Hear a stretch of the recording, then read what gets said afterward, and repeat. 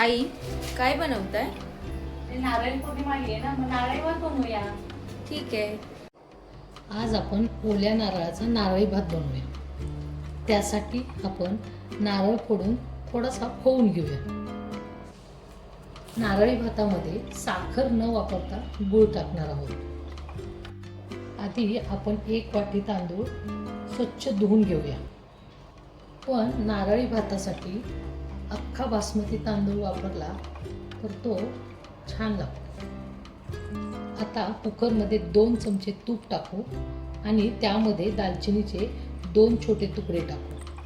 म्हणजे दालचिनीचा छान सुवास नारळी भातामध्ये उतरेल. आता धुतलेले तांदूळ त्यामध्ये टाकूया.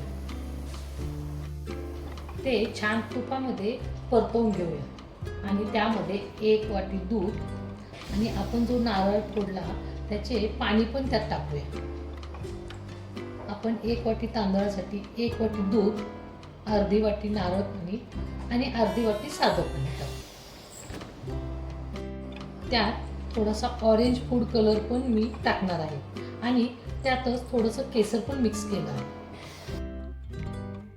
आता हे सगळं मिक्स करून घेऊया आणि एक चिमूटभर मीठ टाकूया.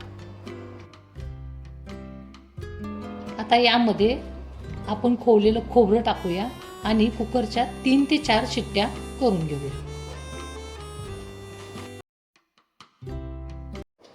आता कुकरची शिट्टी होईपर्यंत आपण पॅनमध्ये 2 चमचे तूप टाकून त्यामध्ये काप केलेले ड्रायफ्रूट टाकू आणि ते छान तुपामध्ये भाजून घेऊ.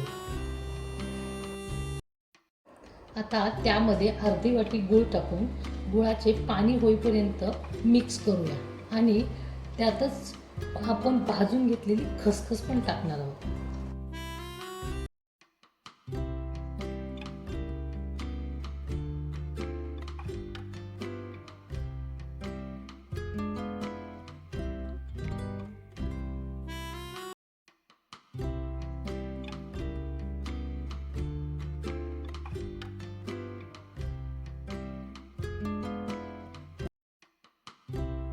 नारळी भातासाठी जसा हवाय तसा 3 शिट्ट्यांमध्ये हा भात शिजला आहे.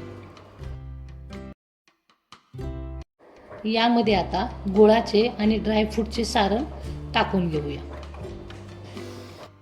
हे सगळं मिक्स करून घेऊया म्हणजे आपला नारळी भात तयार होईल.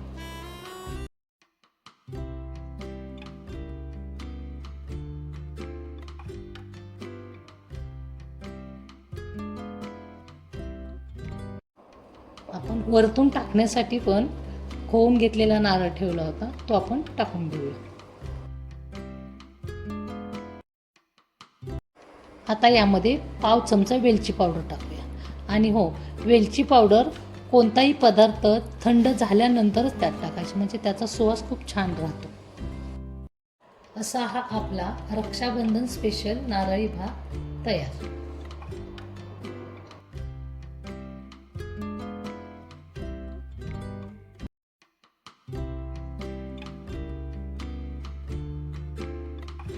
अशाच नवनवीन रेसिपीसाठी अनुप्रती किचन चॅनलला सबस्क्राईब करा.